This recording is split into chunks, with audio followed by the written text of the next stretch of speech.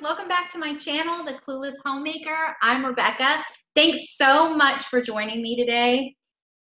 If you're watching this video, it's probably because you've thought about homeschooling, and like me a few years ago, you have no idea where to start.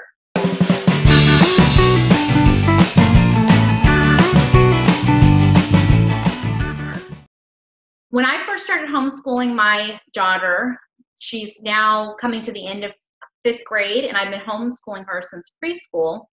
I had no idea where to start, and it caused me a lot of anxiety. I really wanted somebody to hand me a checklist with step 1, step 2, step 3, so that I could just go through and do what I needed to do, because it was overwhelming and seriously confusing.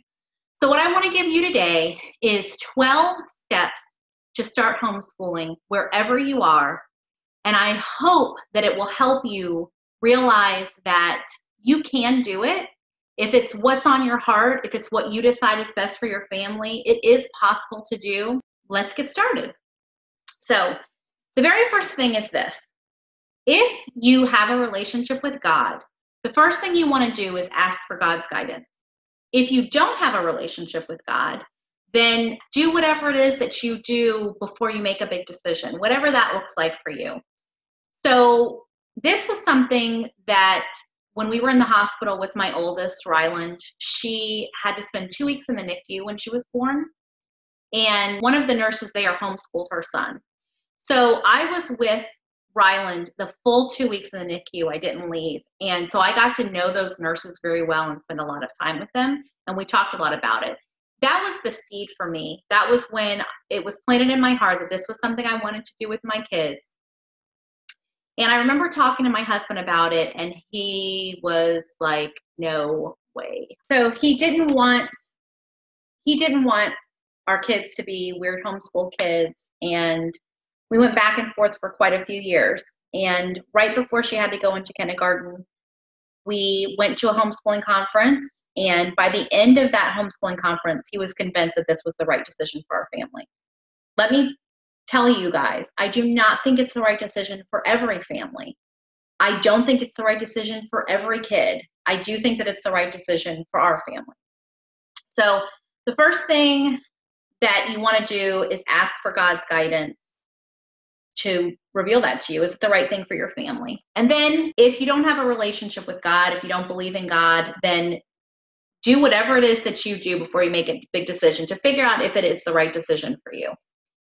The other thing is, depending on who's going to homeschool, usually mom homeschools. There are situations, though, with us locally where the dads homeschool or they do it together. In our house, I homeschool.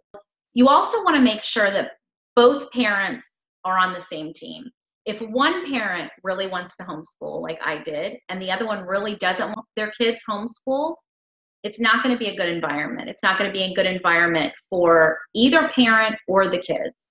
So you want to make sure that you're both on board and that you both agree. So that's step 1. Step 1 is ask for guidance. Do what you need to do before you make a big decision to figure out if this is right for your family, and also be in agreement with your spouse. My second step is to figure out what the law is for your state and do whatever it is that you need to do to begin homeschooling.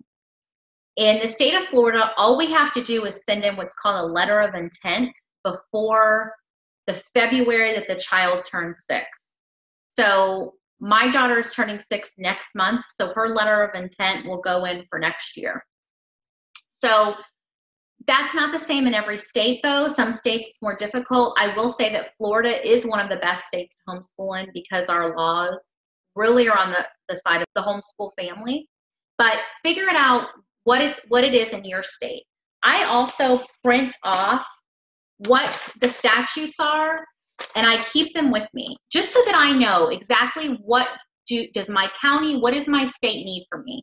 Do they need to know the social security number of your child? Do they need to know the date of birth? Those are all important things. In Florida, they don't need to know the social security number. They do need to know the date of birth, and I don't give them any more information than what they really need. So just do a quick Google search for your state, print it off. If you don't understand it, there are homeschool moms, dads in every state, and I'm telling you, homeschool parents love to help other up-and-coming homeschool parents. It's like our own little cult. Like, we love when people also want to homeschool their kids, and we're so happy to help them.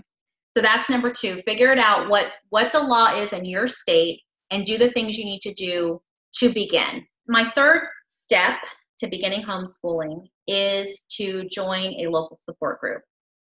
In South Florida, we have a lot of homeschool families. So I have actually 3 or 4 support groups that I can pick from, probably even more if I did more research. So I belong to one, and what this means is that every month we have a parents meeting, that we have a field trip coordinator that puts together field trips for all the homeschool kids to get together. We have holiday parties, we have co-ops, we have a drama group, we have dance classes, we have lots of things that I wouldn't know of if I wasn't part of that support group. So it's really, really important that you have a support group, because there are going to be hard times and you're going to want to have other homeschool mom or dad friends to help you out a little bit. So that's number 3. If you are in a state that does not have a lot of homeschool families, or you don't have a local group, there are always options. Check on Facebook, Google online support groups for homeschoolers, or start your own group, because I guarantee there are other homeschool families near you. And if you don't have a group already set up, you start it. Find some other people that would want to do it with you. It's going to be really important. Number 4 is to determine your child's learning style. So this we can do a whole separate video about, but I'm going to give you the basics. The basics are that there are 3 different types of learners. They're visual, auditory, and kinesthetic. So a visual learner is a learner who learns best by seeing things, by reading books, by seeing things up on a chalkboard. Regular school is made for this type of learner. This is what my oldest daughter is. She's actually a mix, and most kids are a mix, but her main way of learning is visual. The second type is the auditory learning, and these are kids who learn best by hearing, by having somebody tell them the directions. This is more rare. And the third one is the kinesthetic learner. This is what I am, and it's what my youngest daughter is. These are kids who learn best by actually doing it. So people who, let's say you're going to teach them how to go bowling. This is the person who needs to actually bowl to figure out how to do it. And you can have kids that are a combination. Most kids are a combination of a couple of these, but you can really tell they're mostly this. So figure out what their learning style is. This is going to help you have the most successful homeschool that you can have. Number 5 is to choose curriculum. There are so many options of curriculum, and I'm not going to get into all the specifics, but once you learn what your child's learning style is, you're going to be able to choose curriculum so much easier. For our house, we kind of take an eclectic approach. Some people will just buy all the curriculum from Sunlight or Bob Jones University. Some people will only do what the child is interested in, and they base it off of that. Or they might do unit studies, which is kind of getting all of your stuff based around one concept, something that they're interested in. So if they're really interested in animals, you can do a unit study where they learn all their math, their English, history, all that based around animals. And then you can do another unit study when you're done with that one. There's also classical, there's Charlotte Mason, there's lots and lots of different ways. We kind of do an eclectic approach in our house where I kind of pick and choose from different things. Math, we do the more basic workbook math.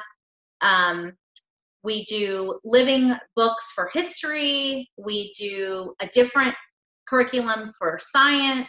So there's lots of different options. Number 6 is use a schedule. Now, I am not great at using a schedule. I will say that you also have to remember that the schedule was made for you and not you for the schedule. So if you get out of schedule a week, a month, do not beat yourself up. It's okay. But it is good to know on Mondays we do this, on Tuesdays we do this, Wednesdays, Thursdays, Friday, Saturdays, Sundays. This is what we do. so that things can kind of fall into those places, so that you can sort of block those things together so that you're most productive. But again, they don't have to be hour by hour or minute by minute. Number 7 is to lighten your workload. This is really for the first year. So the very first year, I made a promise to my husband, the very first year that we homeschooled, I made a promise to my husband that I would not take on anything else. I love to start new projects, start new side gigs. I love to do things like that. But I promised my husband that the first year I homeschooled, I wouldn't do anything new except homeschooling. And trust me when I tell you that when you begin the first year, 2, 3, that's enough. It's enough to just do that. So I didn't take on any new volunteering. I didn't take on any new jobs. I didn't start anything new except homeschooling. That was my focus. And it's enough to do that. Number 8 is to be flexible. Remember what I said, the schedule is made for you and not you for the schedule. So things are going to change, and that's okay. Know that they're going to change. Know that you are going to find a curriculum that you think is going to work great, and then it's not going to work, and you're going to have to reinvent the whole thing. So there is no right or wrong, and you have to be willing to change your methods.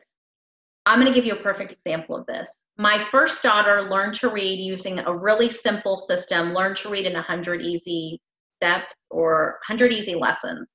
And it was just a book, and we went through the book, and halfway through the book, she got it, and she was reading, and we actually never even finished that book, and she loves to read.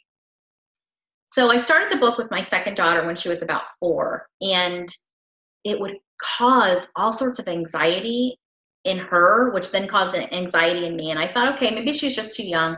I put it away for a couple months, and we started again. Same thing. It got to the point where I was trying to change everything except the curriculum, because this had to work. It worked for my first daughter. It has to work for this daughter. Again, not dealing with learning.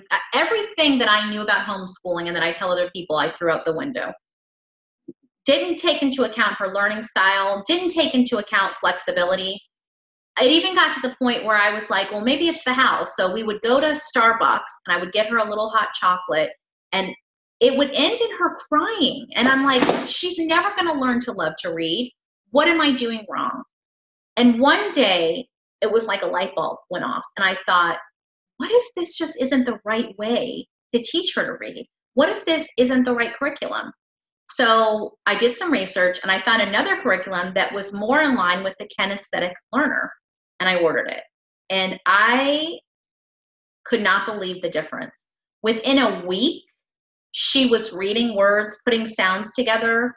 Within, I think, 2 weeks, she had read her first little book.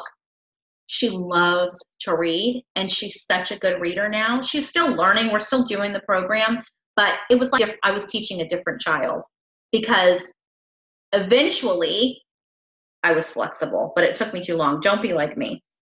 Number 9 is to learn your child's bent. So which way do they sort of lean towards? Do you have a child that's more sports enthusiastic? Do you have a child that loves to perform? Do you have a child that loves to dance? Do you have a child that loves to do science, that loves to read? These are things that are in your kid that you don't really have to teach them. These are the things that you see your child and you know, oh, she's my, or he's my, fill in the blank, my artist, my football player, my baker. When you know your child's bent, you can teach them to that bent, and you can do the things that they would like to do, teaching more to their heart. For example, my oldest daughter loves to cook and she loves to bake. So we've had some of our math lessons be baking, learning fractions by baking or cooking. Both of my girls love to dance. So we've learned about classical music set to ballet. Figure out what your child's bent is, and you'll know what your child's heart is. Remember that their character is more important than their academics. So many times, I think as homeschooling parents and just parents in general, we can get caught up in what they know, how much they know, what college are they going to go to, what grades are they going to get. And then we lose sight of what's really important, which is what kind of a human being are they? Are they kind? Are they generous? Are they loving towards other people? And these are the things that are really important and they're really going to go far. We all know adults that are super smart and super successful and are total jerks. And we also know people who maybe aren't as successful according to the world, but have hearts of gold. And which person would you rather be around? And if we instill a love of learning in our kids, then they'll be learning forever. We don't want to teach our kids to take a test. We want to teach them so that they love to learn, because then learning becomes this thing that they do forever. Number 11, remember that you cannot compare yourself to other homeschoolers. What works for somebody else's family is not going to work for your family. And what works for your family is not going to work for somebody else's family. Everything is different. We have homeschool moms in our group who work full-time, who work part-time, who stay at home, homeschool dads who teach. It's never going to look like somebody else's, and that's okay. Don't compare yourself, because what you're doing really well, maybe they're not doing so well. And what they're doing so well, maybe for your family, it's not important that that's done so well. And number 12 is to just do it. You will want to have everything lined up before you do it, just like everything. Don't we do that with everything? We want it to be perfect before we start it, but it's never going to be perfect. So just do it. Get started, mess up, change things around, start again. Every single year before a new school year starts, I interview each of my kids and I say, what did you like about last year? What did you hate about last year? What do you wish that I knew more about you? What do you wish that you would stop doing? Every year it's going to change and we have to adjust. And that's how it's supposed to be. It's okay. Again, it goes along with being flexible. If I could give you just a couple of tips before you start this journey, it's that homeschooling is a process and not a program. It's how we live and not what we do. And the only way to fail is to quit. Don't be so consumed with educating your child that you miss intimacy with your child. I think all homeschool families are guilty of this. And there are a lot of times when I have to rein myself back in and say, oh, what's most important here? When I get upset that my child's not getting something that they should be getting, and I think it's just because they're not paying attention, that I need to take a step back and look at the situation. And remember that what's most important is knowing my daughter's heart. Yates said, education is not the filling of a bucket, but the lighting of a fire. Remember that. If you have to remind yourself that every single day, this is not about getting more knowledge into my child. This is about lighting something in them that makes them want to learn for the rest of their lives. I hope that these 12 steps helped you. If you have any questions, please leave them below in the comments and let me know if this video helped you. I would love a thumbs up, and please hit that subscribe button and ring the bell. Until next time, I'll be seeing you. Bye, guys.